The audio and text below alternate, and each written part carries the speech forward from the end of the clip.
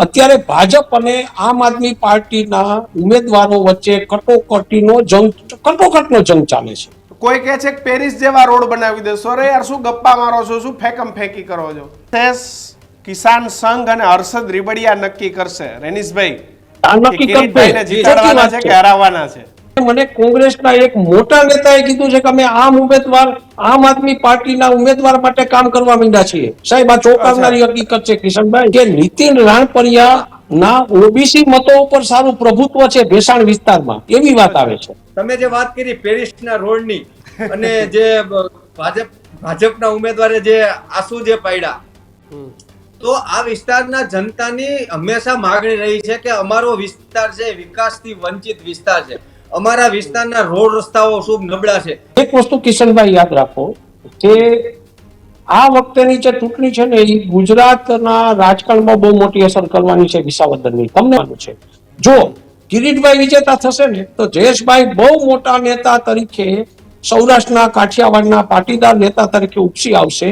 જે ઉમેદવાર જીતશે 5000 મતોથી વધુ લીડથી નહીં જીતે. જો પેલા તો બે લોકો વચ્ચે જંગ ચાલે છે. કોંગ્રેસ ત્રીજું પરિબળ છે પણ એ બહુ ચિત્રમાં નથી. પોતાની તમામ મશીનરી, તાકાત, કાર્યકરોની ફોજ એમણે કામે લગાડી દીધી છે. એટલે હમણાં આપણે જે ધીરુભાઈએ જે વાત કરી કે આ ચૂંટણીની અંદર હાર જીત છે એ બહુ નજીવા લીટની હાર જીત હશે. કોંગ્રેસ તો અત્યારે ક્યાંય એટલી બધી ખાસ ચર્ચામાં છે નહીં અને કોઈ હરીફાઈમાં નથી. માત્ર બે પક્ષો વચ્ચે અત્યારે રસાકસીનો જંગ છે. ખૂબ સારો એવો ચૂંટણીનો માહોલ જામેલો છે. તમે સ્પષ્ટ માનો છો ને કે ભાજપના જૂના અને નવા વચ્ચે પણ સમન્વય નહીં થયો તો કિરીટભાઈને અઘરું પડી જશે? આ સમન્વય થવો જોઈએ. વિસાવદર અને ભેસાણ વિસ્તાર છે ને, રેનીશભાઈ જાણે છે, સંઘના કાર્યકરો અને કિસાન સંઘના કાર્યકરોનો વિસ્તાર છે. અહીંથી સંઘે ઘણા કાર્યકરો આપ્યા છે. કિસાન સંઘે અહીંથી પોતાની ખેડૂતોની લડતો પણ અહીંથી ખૂબ શરૂ કરી છે. કિશનભાઈ, અઘરો સવાલ તમે કર્યો છે, હું તમને કહું. જવાહરભાઈએ એક પત્ર, ખુલ્લો પત્ર વડાપ્રધાનને લખ્યો હતો અને તમને આશ્ચર્ય થશે એ પત્રમાં શું ઉલ્લેખ છે. તમારી પાસે કદાચ પત્ર હોય અથવા તો ક્યાંયથી મળે તો તમે વાંચજો. એ પત્રની અંદર આરએસએસ ના જૂના નેતાઓએ પણ એ પત્રમાં એનો ઉલ્લેખ છે. જૂના આરએસએસ ના સંઘના લોકોનો પણ. ભાજપને જો કોઈ હરાવશે ને તો એની અંદરનો જૂથવાદ હરાવશે. સાહેબ, તમે લખી લેજો. આ પાર્ટીએ એના જૂના લોકોને સાથે રાખીને ચાલવાની નીતિ પાછી શરૂ કરવી જ પડશે. નમસ્કાર, વિશેષ રજૂઆત ગર્જનાથ સાથે આપનું સ્વાગત છે. આખા ગુજરાતમાં અત્યારે એકમાત્ર ચર્ચાનો વિષય હોય તો એ વિસાવદરની પેટા ચૂંટણી છે. ક્યાંક ભારતીય જનતા પાર્ટીના ઉમેદવાર એ ધ્રુસકે ને ધ્રુસકે રડે છે. ક્યાંક આમ આદમી પાર્ટીના ગોપાલ ઇટાલિયા એમ કહે છે કે ભાજપ એ દારૂની જગ્યાએ મારી બહેનોને 5 તોલાના જે સેટ આપે અને ખેડૂતોને ડીએપી ખાતર આપે તો હું ચૂંટણી નહીં લડું. જો કે કોંગ્રેસ તો હજી આ તમામની વચ્ચે ક્યાંક પોતાનું મેદાન એ ગોતી રહી છે. એ સૌથી જૂની પાર્ટી કોંગ્રેસ કે જેને વિસાવદરમાં અત્યારે સૌથી વધારે તકલીફોનો સામનો કરવો પડી રહ્યો છે. અને આ જ મુદ્દે ચર્ચા કરીશું કે વિસાવદરમાં આજની તારીખે કોનું જોર સૌથી વધારે. આ જ વિષય પર ચર્ચા કરવા આપણી સાથે જુનાગઢ જિલ્લાથી વરિષ્ઠ પત્રકાર અને જે વર્ષોથી અનેક ચૂંટણીઓ પોતાની નજરોથી જોતા આવ્યા છે એવા ધીરુભાઈ પુરોહિત છે, એ આપણી સાથે જોડાયા છે. સાથે જ રેનીશભાઈ મહેતા છે કે જે સ્થાનિક પત્રકાર છે વિસાવદર ભેસાણથી. ધીરુભાઈ, રેનીશભાઈ, બંનેનું ખૂબ ખૂબ સ્વાગત છે. આજની ચર્ચા એકદમ આપણે ગ્રાઉન્ડ ઉપરની કરીશું. ધીરુભાઈ, શું કહે છે રિપોર્ટ? ફોર્મ ભરાયા બાદ આજે શું પરિસ્થિતિ વિસાવદરની અંદર? અત્યારે જો છેલ્લી સ્થિતિ કહું, બપોરના 3-4 વાગ્યા સુધીનો મારી પાસે જે રિપોર્ટ છે એ પ્રમાણે કટોકટ ચાલે છે. જે ઉમેદવાર જીતશે 5000 મતોથી વધુ લીડથી નહીં જીતે. છેલ્લામાં છેલ્લી સ્થિતિ. હવે એ આવું શું કામ એને બન્યું છે એ આપણી પાસે અડધો કલાક છે, એમાં થોડી વિશદ ચર્ચા કરશું. પણ સુરતના જે છોકરાઓ, યુવાનો જેટલા વિસાવદરમાં આવશે એ ચીજ છે ને નક્કી કરશે કે કોણ વિસાવદરના ધારાસભ્ય બનશે. એ નક્કી સુરતનું ફેક્ટર કેટલું કયા ઉમેદવાર માટે કામ કરે છે ને એ નક્કી કરશે. એટલે બંને ઉમેદવારોએ જો પેલા વેલા તો બે લોકો વચ્ચે જંગ ચાલે છે. કોંગ્રેસ ત્રીજું પરિબળ છે, પણ એ બહુ ચિત્રમાં નથી. અત્યારે ભાજપ અને આમ આદમી પાર્ટીના ઉમેદવારો વચ્ચે કટોકટીનો જંગ ચાલે છે. એમાં સુરતના યુવાનો, કારણ કે મોટા વિસ્તારમાં રેનીશભાઈ જાણે છે કે વિસાવદર અને ભેસાણ પંથકના લગભગ 10% થી વધુ મતો સુરતમાં છે અત્યારે, અને બધા યુવાન મતો છે. અને આપ જાણો છો કે યુવાનો છે ને ક્રાંતિ કરવા ટેવાયેલા હોય, કિશનભાઈ. યસ, બિલકુલ. એવા સમયે આ યુવાનો કઈ તરફ ઢળે છે ને એ નક્કી કરશે સુરત ફેક્ટર આ વખતે. અને બંને પક્ષોએ ધીરુભાઈ, જી. કેટલા મત એવા હશે કે જે સુરત રહેતા હશે ને અહીંયા પડવાના હશે? એવો કોઈ આંકડો કે એવા કોઈ પરિવારોની સંખ્યા ખરી તમારી પાસે? તમે મને આજે બપોર પછી ઓચિંતા જોડ્યા છે એટલે મારો ચોક્કસ આંકડો નથી, પણ એ મતો ખૂબ નિર્ણાયક બને, કારણ કે એ મતો મારી દ્રષ્ટિએ 50,000 થી ઉપર જાય. રેનીશ, અચ્છા. હું 50,000 ઉપર કહું છું, એ આંકડો વધી જાય કે વિસાવદર વિધાનસભાના જે મતદારો છે એ મતદારો પૈકીના ઘણા ખરા મતદારો જે અત્યારે સુરતની અંદર સ્થાયી થયેલા છે, ખાસ કરીને 10% ઉપર તો થશે. 10% થી ઉપર. એ યસ, મતો હોય 40,000 મતોની આસપાસની સંખ્યા છે. આ કે 40 જે થી 50,000 મતો થશે. જી કિશનભાઈ. જી રણીશભાઈ, શું લાગે છે આજની દ્રષ્ટિએ કોણ મજબૂત? ક્યાંક કિરીટભાઈ એ ધ્રુસકે ને ધ્રુસકે રડે છે, ક્યાંક વિઠ્ઠલ રાદડિયા ચેપ્ટરમાં આવે છે, ક્યાંક કેશુબાપા આવે છે. આજની પરિસ્થિતિ શું છે વિસાવદરની અંદર? ત્યાંના મુદ્દાઓનું શું? કોઈ કહે છે કે પેરિસ જેવા રોડ બનાવી દેશો. અરે યાર, શું ગપ્પા મારો છો, શું ફેકમ ફેંકી કરો છો? કિશનભાઈ, આ ચૂંટણી એટલી બધી રસપ્રદ બની છે કે અમારા આજે વિસાવદર વિધાનસભામાં ક્યારેય એટલી રસપ્રદ ચૂંટણી નહોતી બની. અચ્છા. અત્યારે આ ચૂંટણી પેટા ચૂંટણી છે, આખા ગુજરાતની અંદર આ ચૂંટણીની ચર્ચા છે. ગોપાલભાઈ ઇટાલિયા છેલ્લા 55 દિવસથી લગાતાર પ્રચારમાં અત્યારે કામે લાગી ગયા છે ને એમનું ખૂબ સારી રીતે નેટવર્ક ઊભું કરી લીધું છે. અહીંયા એમનું 0-0 ગ્રાઉન્ડ ઉપર નેટવર્ક હતું, પણ આજે એ સફળતાપૂર્વક અત્યારે પોતાનું નેટવર્ક સારી રીતે ઊભું કરવામાં ખૂબ સફળ થયા છે. સામે જ્યારે કિરીટભાઈ પટેલના નામની જાહેરાત થઈ, ભારતીય જનતા પાર્ટી પણ એકદમ કહેવાય ને જોમ અને જુસ્સાથી અત્યારે કામે લાગી ગઈ છે. આખું પ્રદેશનું મોવડી મંડળ અત્યારે વિસાવદરની અંદર અત્યારે ધામા નાખી દીધા છે. જિલ્લા પંચાયત સીટ દીઠ મંત્રીશ્રીઓને પણ જવાબદારી સોંપી દેવામાં આવી છે. એટલે કે ક્યાંક ને ક્યાંક ભાજપ પણ અત્યારે રસાકસીના જંગમાં અત્યારે ઉતરી ગયું છે. પોતાની તમામ મશીનરી, તાકાત, કાર્યકરોની ફોજ એમણે કામે લગાડી દીધી છે. એટલે હમણાં આપણે જે ધીરુભાઈએ જે વાત કરી કે આ ચૂંટણીની અંદર હાર જીત છે એ બહુ નજીવા લીટની હાર જીત હશે.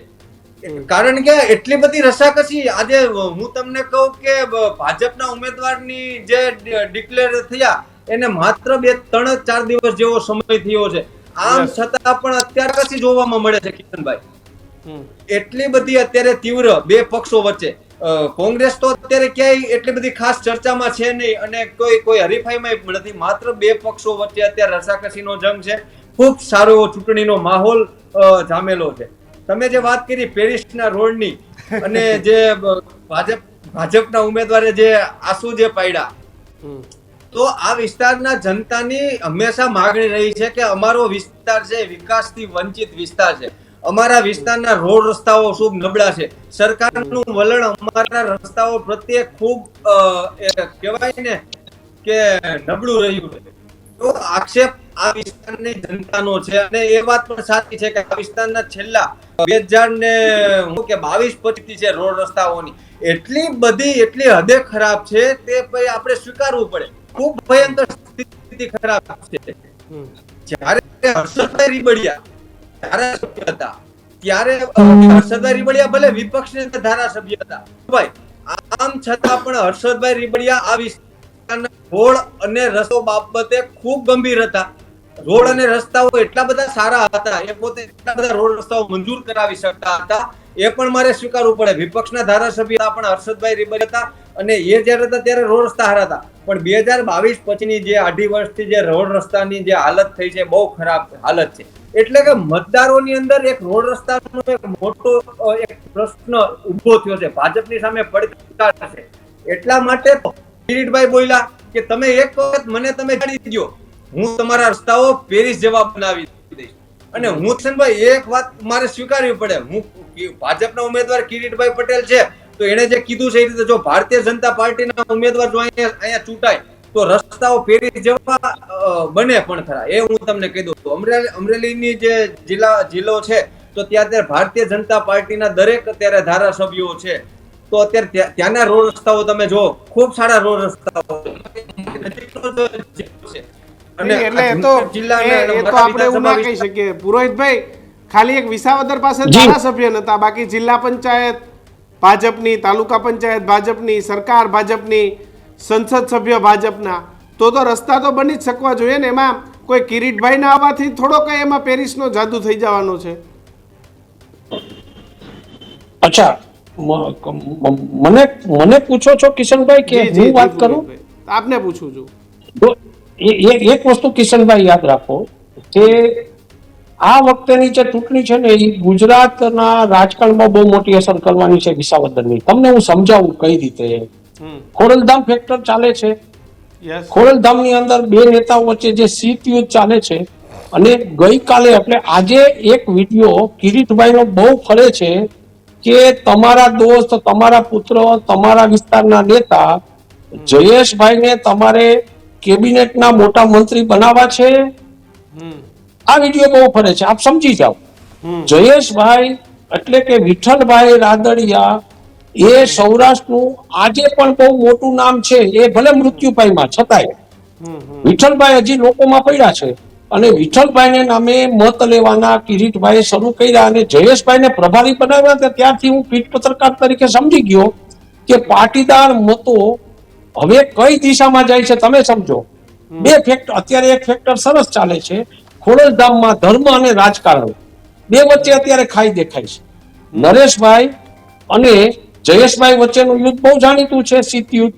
હવે પાટીદાર સમાજ છે ને જયેશભાઈને પસંદ કરે છે કે નરેશભાઈને નક્કી કરવાનું છે. જો કિરીટભાઈ વિજેતા થશે ને તો જયેશભાઈ બહુ મોટા નેતા તરીકે સૌરાષ્ટ્રના, કાઠિયાવાડના પાટીદાર નેતા તરીકે ઉપસી આવશે, અને સીધું મંત્રીમંડળમાં બહુ સારું કેબિનેટ કક્ષાના મિનિસ્ટર જયેશભાઈ થશે, એ વાત પાકી. જી.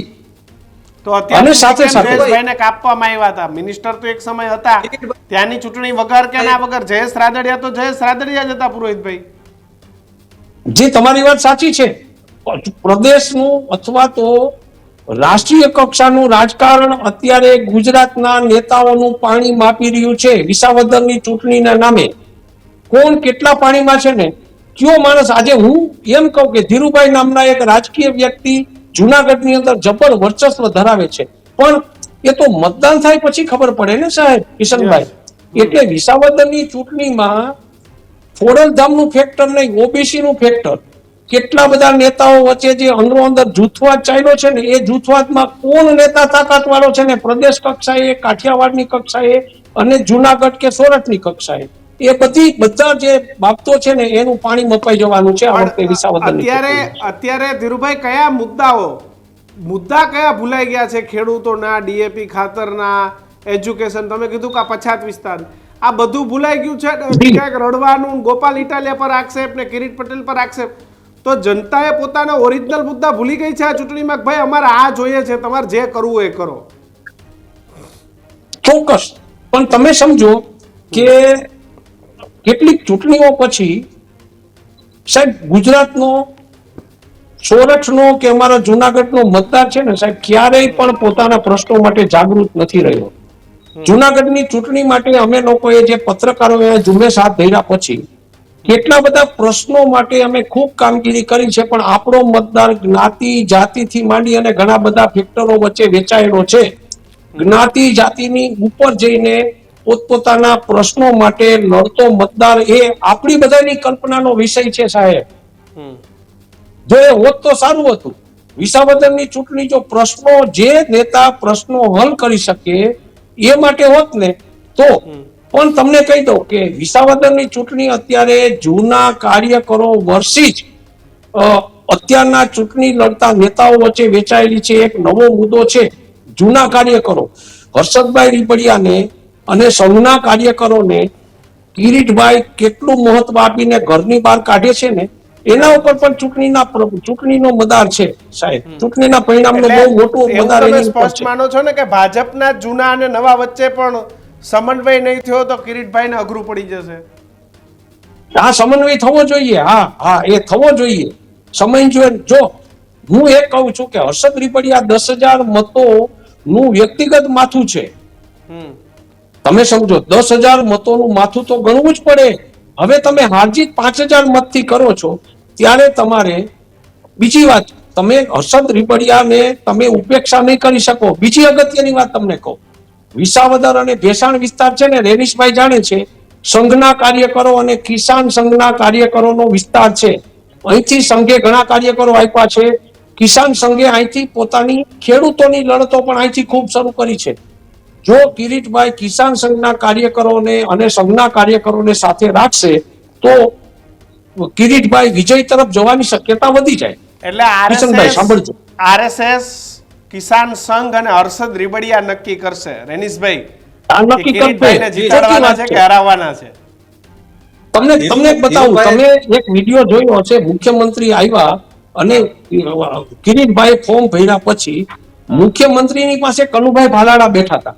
હમ કનુભાઈ ભાલાડા એક વખતના કેશુભાઈના ખાસ માણસ અને કેશુભાઈને ચૂંટણી જીતાવવામાં કનુભાઈ ખૂબ મહત્વના વ્યક્તિ એ વિસ્તારમાં છે. કનુભાઈ માણસ સંઘના પાયાના કાર્યકર છે. કનુભાઈ અને એના જેવા કેટલા બધા લોકો કેટલા એક્ટિવ થાય છે, કેટલા સક્રિય થાય છે, એ વાત પણ કિરીટભાઈની ઈચ્છાને પૂરી કરી શકશે જો આ લોકો બધા લોકો જો કાર્યરત થઈ જશે. અને ખાસ કરીને ભાજપના રાષ્ટ્રીય કક્ષાના અને રાજ્ય કક્ષાના નેતાઓ, સંઘના કાર્યકરો, કિસાન સંઘના કાર્યકરો અને જૂના કાર્યકરોને જો સાથે રાખીને એકી અવાજે ચૂંટણી લડશે, જૂથવાદ નહીં હોય ને ત્યાં, તો કિરીટભાઈ માટે સારા ચાન્સીસ હોઈ શકે છે. જી જી રેનીશભાઈ, જી કિશનભાઈ, તમને શું લાગે છે ગોપાલ ઇટાલિયાની જીતવાની શક્યતા કેટલી, અને કોંગ્રેસ એ કોને નુકસાન કરાવી શકે અને કોને જીતાડી શકે એવી સ્થિતિમાં છે? કારણ કે વાહ, પોતે good જીતી શકે question. એવી સ્થિતિમાં છે નહીં. હાલની સ્થિતિએ અત્યારે કોંગ્રેસમાંથી સ્થાનિક ઉમેદવાર જે નીતિનભાઈ રાણપરિયા છે અને ભાજપમાંથી કિરીટભાઈ પટેલ કે ગોપાલભાઈ ઇટાલિયા, એ બંને આયાતી ઉમેદવાર છે. આમ છતાં પણ અત્યારે અમારા વિસ્તારમાં સ્થાનિક મુદ્દો ચાલતો નથી. મુદ્દો અત્યારે ચાલે Yes, છે વિકાસનો મુદ્દો. વાહ. દર વખતની ચૂંટણીઓ અલગ અલગ મુદ્દા ઉપર અહીંયા નિર્ધારિત રહેલી છે. આ વખતની ચૂંટણી સ્થાનિક મુદ્દો નહીં પણ લાયકાતના મુદ્દે ચાલે છે કે આ લાયકાત કોની? તો લાયકાતની અંદર આ વિસ્તારના પ્રજા, આ વિસ્તારના મતદારો લાયકાત તો કિરીટભાઈ પટેલ અને ગોપાલભાઈ ઇટાલિયાની જોવે છે. ક્યાંક ને ક્યાંક નીતિનભાઈ રાણપરિયા સ્થાનિક ઉમેદવાર સાચા, પણ આ વખતની ચૂંટણી સ્થાનિક મુદ્દો જોવાતો નથી. એટલા જ માટે અત્યારે ત્રીજા નંબર કોંગ્રેસ અહીંયા ચાલે છે. જો સ્થાનિક નો મુદ્દો ચાલતો હોય તો નીતિનભાઈ થવું જોઈએ. શા માટે ગોપાલભાઈ ને ભાજપ થાય છે? કારણ કે આ વખતે લાયકાત જોવામાં આવે છે. લાયકાતની મુદ્દે ચૂંટણી લડાઈ છે. એટલા માટે કોંગ્રેસ છે એ ખૂબ એટલે ખૂબ પાછળ ચાલે છે. ધીરુભાઈ, મને એવું હતું કે શક્તિસિંહ ગોહિલ અહીંયા આખું હું બોલતો કે ભાઈ મોનિટરિંગ કરે છે, ઇન્દ્રનીલ રાજ્યગુરુને પ્રભારી બનાવ્યા છે, આખા પ્રદેશની નેતૃત્વ કોંગ્રેસનું અત્યારે ધામા નાખી દીધા છે. પણ હજુ 4-5 દિવસ ત્યાં હું જોઉં છું કે કોંગ્રેસની અંદર ક્યાંય એવો કરંટ નથી જોવા મળતો. નથી. જો કોંગ્રેસ હું તો રમેશ હું કહી ચૂક્યો છું. કિશનભાઈ સાંભળજો, કોંગ્રેસનો ઉમેદવાર ડિપોઝિટ જશે અને મારી પાસે આધારભૂત, કિશનભાઈ ચોંકાવનારી વાત, આધારભૂત સોર્સ એમ કહે છે કે, અને મને કોંગ્રેસના એક મોટા નેતાએ કીધું છે કે અમે આમ આદમી પાર્ટીના ઉમેદવાર માટે કામ કરવા માંડ્યા છીએ. સાહેબ, આ ચોંકાવનારી હકીકત છે કિશનભાઈ. નથી એનો સીધો બેનિફિટ આમ આદમી પાર્ટીને ગોપાલભાઈ ઇટાલિયાને છે. તમે સમજો કે કોંગ્રેસે ઉમેદવાર તો ઉભો રાખી દીધો છે, પણ ઉમેદવાર નથી એના જેવું ચિત્ર અત્યારે ખૂબ મોડું કહ્યું. હા, કોંગ્રેસે ગોપાલ ઇટાલિયાની જેમ સરકાર નથી, કઈ નથી, તો એને પણ પોતાનો ઉમેદવાર 2-3 મહિના પહેલા જાહેર કરી દેવાની જરૂર હતી. આ જાહેર કરી દેવાની જરૂર હતી. બહુ મોડું તો થઈ ગયું કદાચ છે. એવું બહુ બનત મોડું કે થઈ ગયું. ભાજપ રેસમાં ના હોત, કોંગ્રેસ અને આમ આદમીની લડાઈ હોત. કિશનભાઈ, હું તમને બીજી એક વાત હા. હું તમને એક વાત કહું. આ વિસ્તારની અંદર કોંગ્રેસમાંથી ભાવેશભાઈ ત્રાપસિયા પણ દાવેદાર હતા, જિલ્લા પંચાયતના સભ્ય હતા ને લેવા પટેલ સમાજની જે વિવિધ સંસ્થાઓ છે આ જિલ્લાની અંદર એમના હા, એટલે ટ્રસ્ટી પણ છે. છેલ્લે એવી પણ વાત આવી હતી કે ભાઈ ભાવેશભાઈના ધર્મપત્નીને લડાવશે કોંગ્રેસ બેન. યસ. પણ કદાચ એને ના પાડી હોય એવી પણ યસ.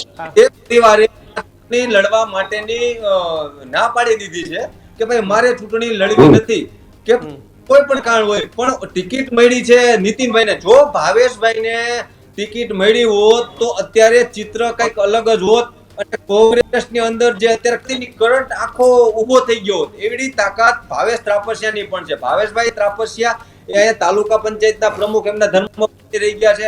એમના પિતા પણ એ વખતમાં રાજકારણી એક કહેવાય ને કે પ્રખર અને પીઢ રાજકારણી હતા. અને તો પછી તાલુકા એમની ટિકિટ પંચાયત કેમ એમને ટિકિટ ના મળી? નીતિન રાણપરિયાનું કેમ સિલેક્શન? કોંગ્રેસે એવું કયું ગણિત વાપર્યું? હવે એ સમજાતું નથી શા માટે નીતિનભાઈને આપવામાં આવ્યું. કદાચ એવું પણ હોઈ શકે આપી આંતરિક બાબત કે ભાઈ એની પાછળનું મારી પાસે મજબૂત કારણ મને કોંગ્રેસના એક મિત્રે એમ કીધું, રેનીશ, કે નીતિન રાણપરિયા ના ઓબીસી મતો ઉપર સારું પ્રભુત્વ છે ભેસાણ વિસ્તારમાં, એવી વાત આવે છે. ઓકે. પટેલો સિવાયના મતો ઉપર પણ એમ એવી વાત છે. જી. હવે અને એવું પણ બની શકે કે કદાચ ત્રાપસિયા લડવાનો ઇનકાર કરી દીધો હોય. એમને એવું લાગ્યું હોય કે આપણે જીત નજીક નથી તો શા માટે આપણે લડવું નહીં, યુવાનને આપણે આગળ કરીએ. એટલે નીતિનભાઈ યુવાન છે તો એમને પણ આગળ કર્યા હોય, એમને જીતાડવા માટે અત્યારે મહેનત તો અત્યારે આખી પાર્ટી કરે છે, ભાવેશભાઈ પણ કરે છે. અને ઓબીસી ની વાત કરો છો તો પણ ધીરુભાઈ આ વખતે મને એવું નથી લાગતું કે ઓબીસી વોટ ખાસ કોંગ્રેસ કવર કરી શકે.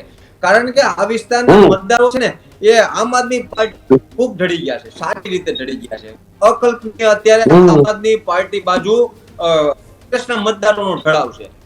બિલકુલ ગયા ટર્મની અંદર જે વોટરો કોંગ્રેસની સાથે હતા, એટલે કે ગઈ ટર્મમાં કરશનભાઈ વાડોદરિયાને જે 16,000 મત મળેલા હતા, એ વોટરો પણ આ વખતે એવું કે છે જે જૂના એના જે વોટરો જે કાર્યકર્તાઓ કરશનભાઈ સાથે હતા એનો મેં સંપર્ક કર્યો હતો. કિશનભાઈ એમને મેં પૂછ્યું તો એ બધા એવું કે છે કે ભાઈ અમે તો આ વખતે આમ આદમી પાર્ટીને જ મત આપવાની. ત્યાં સુધીનું અત્યારે ચિત્ર દેખાય છે. એટલે બહુ પાછળ ચાલે છે કોંગ્રેસ. એટલે રસાકસી છે ને, ધીરુભાઈ, મારો એક બીજો પણ સવાલ છે એને કે જવાહર ચાવડાએ તો લેટરોનો બોમ્બારો કર્યો હતો કિરીટ પટેલના નામનો.